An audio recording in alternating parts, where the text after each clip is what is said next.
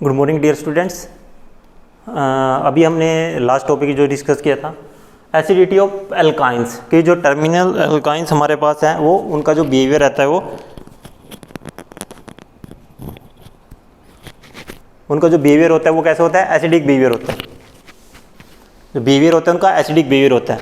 अब जो हम अगर हम एसिडिटी की बात करें, जो हमारे पास टर्मिनल एल्काइंस हैं और हम उनकी एसिडिटी की अगर मैं बात करता हूँ तो इनकी एसिडिटी को हम टू मेथड से एक्सप्लेन कर सकते हैं। First one is hybridization. एक तो कि जो हमारे पास एक तो हम यूज करते हैं HC ट्रिपल बॉन्ड CH कि जो हमारे पास ये कार्बन है ये क्या sp हाइब्रिडाइज है, ट्रिपल बॉन्ड है तो sp हाइब्रिडाइज है। सेकंड हम जब मैंने इसको सपोज करो मैंने इसको सोडियम हाइड्राइड के साथ सोडामाइड के साथ ट्रीट किया था, तो सोडामाइड को ट्रीट करने के बाद मेरे पास क्या बना था C नेगेटिव Na पॉजिटिव, जो मेरे पास यहाँ पे सोडियम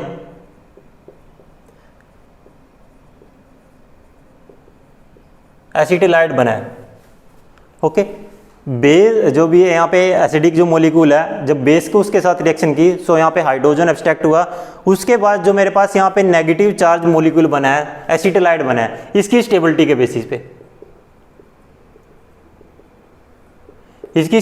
बेसिस पे भी हम क्या कर सकते हैं, जो हमारे पास जो टर्मिनल एल्काइंस हैं उनकी हम एसिडिटी को एक्सप्लेन कर सकते हैं। सो जो हमारा ये टॉपिक है हमारा cause of acidity of terminal alkynes. मैं यहीं पे लिख रहा हूं cause of acidity of terminal alkynes कि जो टर्मिनल एल्काइंस हैं उसकी एसिडिटी का रीजन क्या क्या हमारे पास क्या क्या रीजन अवेलेबल है। एक तो मैंने हाइब्रिडाइजेशन की बात की। अब हाइब्रिडाइजेशन में अगर मैं बात करूं, जैसे मेरे पास मैं तीनों लिख देता हूं, एसिटाइलिन, एल्काइंस, एल्कीन, एल्कीन। इसमें जो हाइड्रोजन होता है वो sp हाइब्रिडाइज होता है, इसमें sp2 हाइब्रिडाइज होता है और इसमें होता है sp3। यहाँ पे क्या होता है 50% S करैक्टर और 50% क्या होता है P करैक्टर। यहाँ पे क्या होता है, यहाँ पे होता है जनरली 33 के अराउंड होता है, 33% S करैक्टर और 66 कितना होता है वो होता है P करैक्टर। और यहाँ पे 25% S करैक्टर और 75% P करैक्टर। 25% कितना है S करैक्टर और 75 P यहाँ पे S। सो जैसे जैसे मैं sp2 to sp hybridization to sp2 hybridization sp3 hybridization move कर रहा हूँ, सो जो मेरा S करैक्टर है वो क्या कर रहा है डिक्रीज कर रहा है, और जो P करैक्टर है वो क्या कर रहा है आप देख सकते हो 50 से 66 हो गया और वहाँ पे 75 हो गया, एग्जैक्ट जो भी होगा उसको आप देख लेना कि जो P करैक्टर है वो क्या कर रहा है वहाँ पे इंक्रीज कर रहा है, S करैक्टर क्या कर रहा है डिक्रीज कर रहा है और P करैक्टर क्या कर रहा है इंक्रीज कर रहा है। अब यहाँ पे हमें पता है कि जो S ऑर्बिटल होती है वो क्या होती है न्यूक्लियस के सबसे ज़्यादा पास होती है।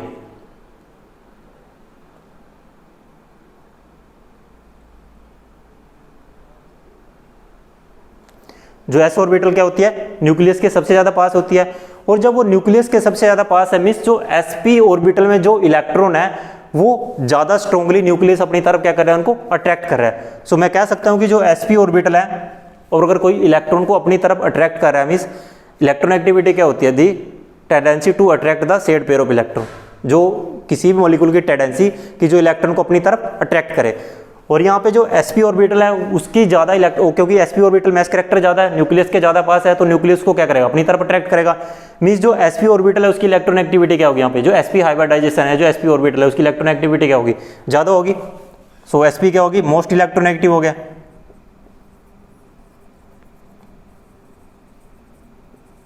और ये क्या होगा sp3 क्या होगा लीस्ट इलेक्ट्रोनेगेटिव।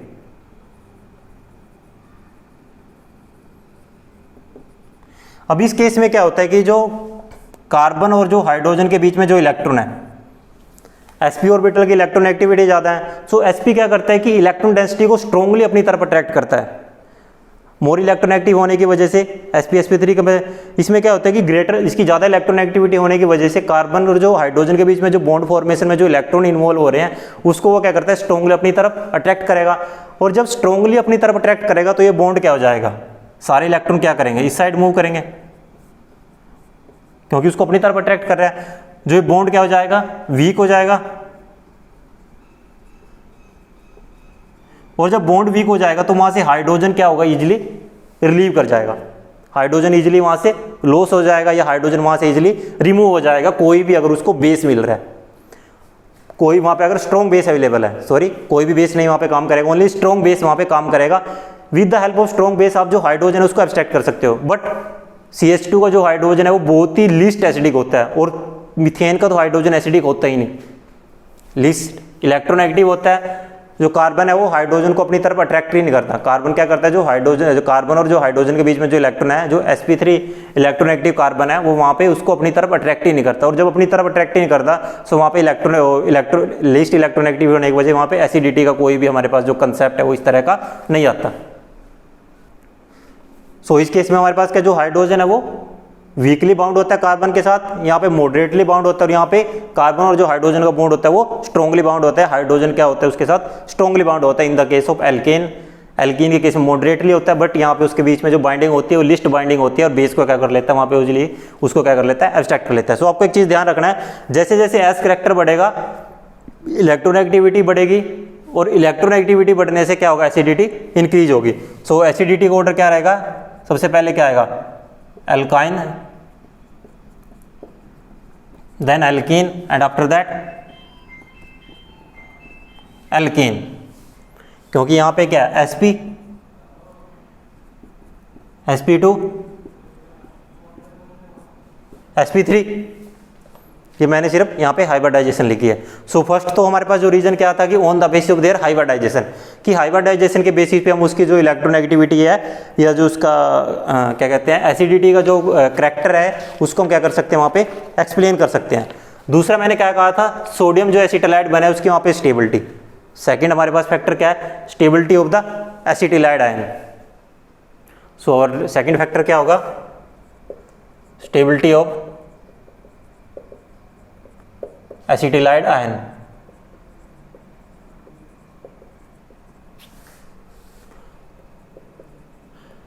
हमें पता है कोई भी मॉलिक्यूल एसिडिक कब होता है, जब वहां से हाइड्रोजन जितना इजीली रिलीज कर लेता है, उसको हाइड्रोजन को रिमूव करने की पावर किस मॉलिक्यूल में जितनी ज़्यादा है उसका जो एसिडिक करैक्टर होता है इतना ही ज़्यादा होता है। या सेकंड मैं कह सकता हूं कि after the removal of hydrogen, hydrogen को रिमूव करने के बाद जो अनायन मॉलिक्यूल वहां पे बचता है, जितना ज़्यादा वो स्टेबलाइज होगा उतना ही इजीली उसका जो पेरेंट मॉलिक्यूल होगा वो हाइड्रोजन को रिलीज करेगा। अगर after the removal of hydrogen जो एनायन बन रहा है वो डिस्टेबलाइज हो रहा है, उसकी स्टेबिलिटी इनहेंस नहीं हो रही किसी भी फैक्टर से, सो जो उसका पेरेंट मॉलिक्यूल होगा जिससे हाइड्रोजन रिमूव होने के बाद जो मेरे पास वहाँ पे एनायन बना है वो कभी भी हाइड्रोजन को वहाँ पे रिलीज नहीं करेगा। मैं आपको पहले भी ये चीज़ बता चुका हूँ कि जैसे कार्बोक्टाइन में हम बात करते हैं कि कार्बोक्टाइन तभी बनेगा अगर वो स्टेबलाइज है। अगर कार्बोक्टाइन डिस्टेबलाइज हो रहा है तो कार्बोक्टाइन की फॉर्मेशन कभी नहीं होगी। जैसे हम रीअरेंजमेंट की बात करते हैं, कार्बोक्टाइन रीअरेंज तभी होता है अगर रीअरेंजमेंट के बाद उसकी स्टेबिलिटी में इंक्रीज हो रहा है कुछ ना कुछ। अगर उसकी स्टेबिलिटी वहाँ पे इंक्रीज नहीं हो रही तो कभी भी कार्बोक्टाइन की फॉर्मेशन नहीं होगी। सेम कोई भी मॉलिक्यूल एसिडिक तभी बिहेव करेगा अगर हाइड्रोजन को रिमूव करने के बाद जो वहाँ पे मॉलिक्यूल बन रहा है एस्टेलाइड आयन, या जैसे हम एल्काइन की बात करें तो एस्टेलाइड आयन बन रहा है, या हम दूसरे मॉलिक्यूल की बात करें जनरली हम बात करते हैं नेगेटिव चार्ज कंटेनिंग मॉलिक्यूल बनता है, अनायन बनता है। सो जो अनायन मॉलिक्यूल बना है वो स्टेबलाइज होना चाहिए। So on the basis of एस्टाइलिन SC triple bond CH, alkene और एल्कीन। इस केस में हमारे पास क्या बनेगा, C नेगेटिव, यहाँ पे CH नेगेटिव। इन केस में जनरली यहाँ पे ये मॉलिक्यूल नहीं बनता, लेकिन फिर भी हम अज्यूम कर लें बिकॉज हमें क्या करना है, स्टेबिलिटी ऑफ एसिटाइलाइड आयन को प्रूव करना है कि जो वहाँ पे एसिटाइलाइड आयन बना है वो ज़्यादा स्टेबलाइज है एज कम्पेयर टू एल्कीन और एल्केन के कंपैरिजन में। सो यहाँ पे जो हमारे पास मॉलिक्यूल क्या बनेगा, C। अब जो नेगेटिव चार्ज है वो किस में है यहाँ पे, और यहाँ पे क्या है sp ऑर्बिटल। इस केस में हमारे पास क्या होगी,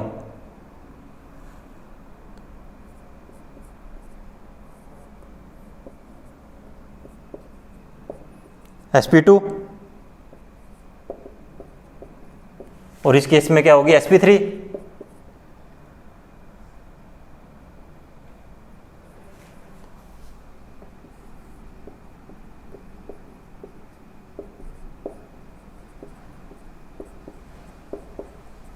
अब मेरे पास 3 ये अनायन बनेंगे अगर ये एसिडिक बिहेवियर शो करते हैं। After the showing there acidic behaviour, अब मुझे ये चेक करना है कि इन तीनों में से सबसे ज़्यादा स्टेबलाइज कौन से है। सेम वही यहाँ पे क्या sp ऑर्बिटल है, sp ऑर्बिटल में क्या है कि s करेक्टर ज़्यादा है, p करेक्टर दोनों इक्वल हैं, sp और p का जो p करेक्टर है। बट जैसे जैसे मैं alkynes to alkenes to alkane की तरफ मूव कर रहा हूँ, s करेक्टर क्या कर रहा है, डिक्रीज कर रहा है, और p करेक्टर क्या कर रहा है, इंक्रीज कर रहा है। एस करेक्टर क्या करेगा, डिक्रीज करेगा,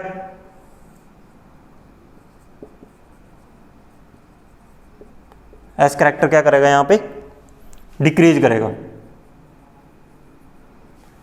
और पी करेक्टर क्या करेगा, इंक्रीज करेगा।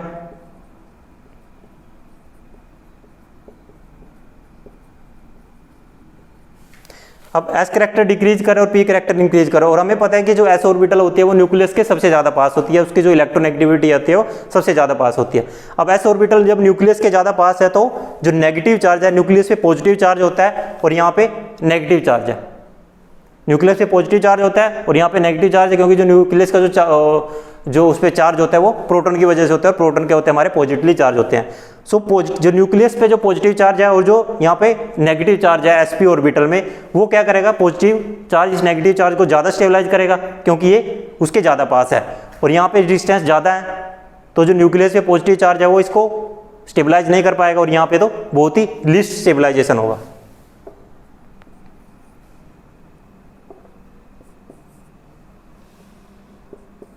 सो sp के केस में जो हमारे पास ये एस्टेलाइड आयन बनता है, यहाँ पे एल्किनाइड आयन हम कह सकते हैं, यहाँ पे एल्केनाइड आयड जो भी इस तरह से यहाँ पे बनता होगा, वो इस केस में क्या होता है कि सबसे ज़्यादा स्टेबलाइज होता है, क्योंकि यहाँ पे जो s ऑर्बिटल होती है वो न्यूक्लियस के सबसे ज़्यादा पास होती है।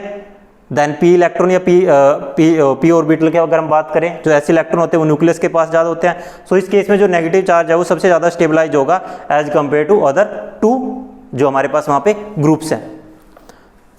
सो मैं कह सकता हूँ कि ये सबसे ज़्यादा स्टेबलाइज है, इसका जो स्टेबलाइजेशन का ऑर्डर रहेगा वो क्या रहेगा, इस तरह से इसका क्या रहेगा, स्टेबलाइजेशन का जो ऑर्डर रहेगा। सो मैं यहाँ पे भी लिख देता हूँ, ये इन सब का ऑर्डर इस तरह से रहेगा। रीजन आपका वही रहेगा कि यहाँ पे एस इलेक्ट्रॉन न्यूक्लियस के ज़्यादा पास होते हैं, सो वो नेगेटिव चार्ज को इजीली स्टेबलाइज करेंगे as compare to P electron की मैं बात करता हूँ, और इस केस में जो एस इलेक्ट्रॉन है, एस करेक्टर है, वो सबसे ज़्यादा है as compare to other 2 methods, क्योंकि जब हम अल्काइंस टू एल्केन की तरफ मूव करें, एस करेक्टर डिक्रीज कर और पी करेक्टर क्या कर रहा है, वहाँ पे इंक्रीज कर रहा है। सो मैं अगर इनकी पीके वैल्यू की बात करता हूँ, पीके वैल्यू होती है हमारे पास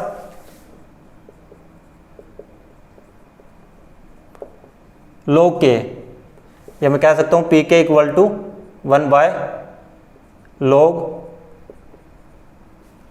1/k, मीन्स k की वैल्यू जितनी ज़्यादा होगी, k होता है डिसोसिएशन कांस्टेंट,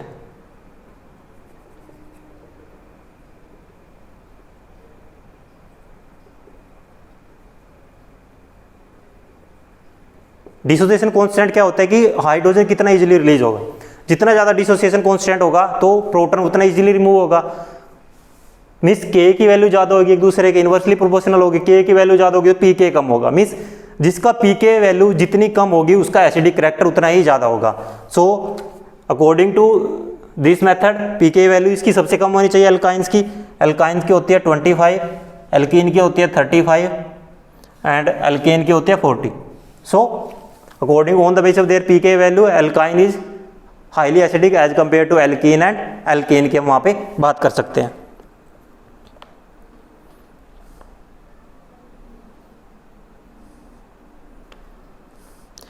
और अगर मैं वाटर की बात करूं, वाटर की जो pK वैल्यू होती है,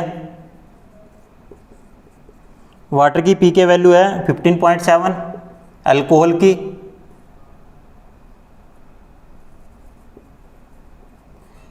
की होती है 16 to 18, और एसिड कार्बोक्सिलिक कार्बोक्सिलिक एसिड की है 5। ओके, सो अगर मैं पीके वैल्यू के बेसिस पे बात करूं, वाटर, अल्कोहल और जो कार्बोक्सिलिक एसिड, ये सभी स्ट्रॉन्ग एसिड है अल्काइन से।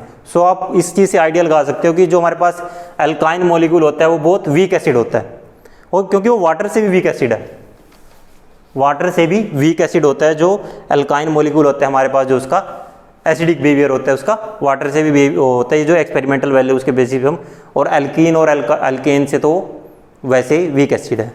इसके बाद इसमें एक टॉपिक और हमारे पास आता है कि relative acidity of water, alcohol, acetylene, ammonia and alkene.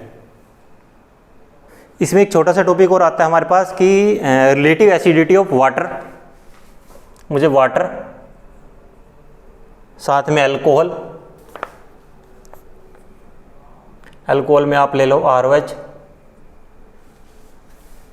Acetylene, ammonia और एल्केन।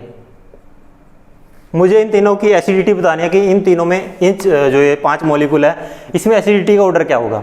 सो एसिडिटी के ऑर्डर को फाइंड आउट करने के लिए मैं क्या करता हूँ, इनकी सभी की आपस में रिएक्शन कराते हैं, लेकिन आपस में ये नहीं कि किसी को किसी के साथ रैंडम आप रिएक्ट करा दोगे, उसका एक प्रॉपर पैटर्न होगा। सो सबसे पहले मैं क्या करता हूँ, मेरे पास क्या था CH+, इसको मैंने NaNH2 के साथ रिएक्शन की, सोडियम एसिटिलाइड बनेगा, C negative, Na positive plus NH3। सो इस रिएक्शन से क्या कंक्लूजन निकलता है, यहाँ पे क्या हुआ कि एसिटिलाइन मॉलिक्यूल ने, जो यहाँ पे NaNH2 था, मीन्स इसने क्या किया, जो इसके हाइड्रोजन को यहाँ से रिप्लेस करके वहाँ पे सोडियम मेटल आ गया और वहाँ पे अमोनिया बन गया। मीन्स NH2 नेगेटिव ने बेस की तरह एक्ट किया और ये एसिड की तरह एक्ट किया। मीन्स जो एसिटिलाइन मॉलिक्यूल है वो अमोनिया से ज़्यादा एसिडिक है। सो मीन्स यहाँ से क्या क्लियर होता है कि क्योंकि एक स्ट्रोंगर एसिड ने क्या किया, एक वीक एसिड का उसका जो साल्ट था उसको क्या किया, डिस्प्लेस किया। सो इससे क्या क्लियर होता है कि जो एसिटिलीन है वो स्ट्रोंगर एसिड है than ammonia. Acetylene is stronger acid than ammonia. Okay, अब मैं अमोनिया को एल्केन के साथ रिएक्शन कराता हूं। मेरे पास क्या अमोनिया, मैंने उसकी मिथाइल लिथियम के साथ रिएक्शन कराई, मिथाइल लिथियम या आप यहाँ पे अल्काइल लिथियम ले लो। अब अल्काइल लिथियम क्या करेगा,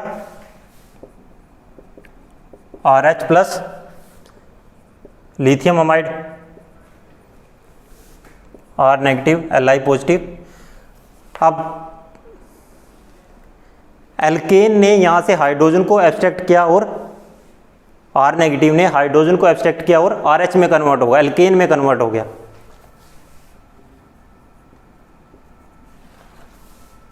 वो क्या हुआ, एल्केन में कन्वर्ट हुआ। मीन्स ये यहां पे किस तरह एक्ट किया, इसने बेस की तरह एक्ट किया और इसने क्या किया, एसिड की तरह एक्ट किया, बिकॉज इसने H पॉजिटिव को रिलीज किया, इसने H पॉजिटिव को इसको दिया। मीन्स ये एसिडिक है, ये क्या यहाँ पे एसिडिक है। सो इस रिएक्शन से क्या कंप्लीट होता है कि जो NH3 है वो स्ट्रॉन्ग एसिड है देन एल्केन। एस्ट्राइलिन स्ट्रॉन्गर एसिड है अमोनिया से और अमोनिया स्ट्रॉन्गर एसिड है एल्केन से। अब थर्ड रिएक्शन हम देखते हैं। थर्ड रिएक्शन में आपने देखा होगा कि जैसे मेरे पास ये मॉलिक्यूल है सोडियम एसिटिलाइड और मैं इसको वाटर के साथ ट्रीट करता हूँ। यहाँ पे क्या होता है कि Hc triple bond CH plus NaOH। Water क्या करता है, H पॉजिटिव इसको दे देता है, मीन्स वाटर क्या वहाँ पे एसिडिक बिहेवियर कर रहा है। सो यहाँ से क्या क्लियर होता है, water is stronger acid than acetylene. Means water क्या है, स्ट्रॉन्गर एसिड है देन एसिटिलीन।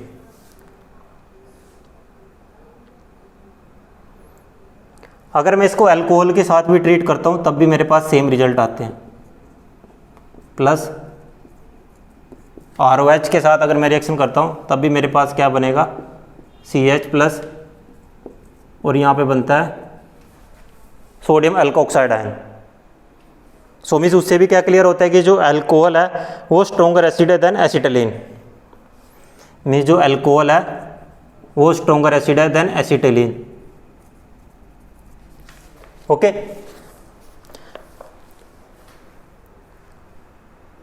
ये हो गया मेरे पास। अब मुझे ये तो हो गया कि वाटर एसिटिलीन से स्ट्रोंगर एसिड है, अल्कोहल भी स्ट्रोंगर एसिड है एसिटिलीन से। अब वाटर और अल्कोहल में कैसे पता चलेगा कि वाटर और अल्कोहल में सबसे स्ट्रोंग एसिड कौन है? इनकी भी रिएक्शन करा के देख लेते हैं। डी रिएक्शन में यहाँ पे लिख देता हूँ। डी रिएक्शन में मैं क्या करता हूँ, RONA प्लस H2O, प्रोडक्ट क्या बनेगा,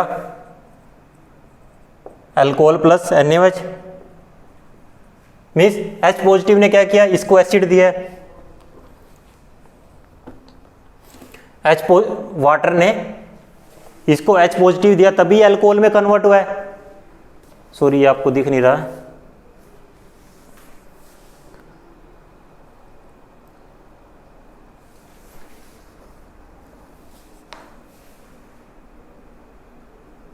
अब ठीक है। सोडियम इथोक्साइड आयन RONA, ये नेगेटिव ये positive, sorry this one is negative and this one is positive. Water ने इसको हाइड्रोजन दिया तभी अल्कोहल में कन्वर्ट और NaOH बना। अब मुझे क्या करना था, मुझे कंपैरिजन करना था water, alcohol, acetylene, ammonia and alkane. अब इन तीनों में मैं एसिडिटी को सबसे ज़्यादा स्ट्रोंगर एसिड है उसको उसके बेस पे मैं 1 2 3 का ऑर्डर देता हूँ। अब आपने देखा होगा एसिटिलीन स्ट्रोंगर एसिड है अमोनिया से और अमोनिया स्ट्रोंगर एसिड है अल्केन से। सो मीन्स और वाटर एसिटिलीन से भी स्ट्रोंगर एसिड है, अल्कोहल एसिटिलीन से भी स्ट्रोंगर एसिड है। और यहाँ से यहाँ पे क्या है, इस केस में क्या है कि जो अल्कोहल है, मैं ब्लैक से लिख रहा हूँ, ROH सॉरी वाटर ने H पॉजिटिव अल्कोहल को दिया है ना, सो वाटर स्ट्रोंगर एसिड हुआ।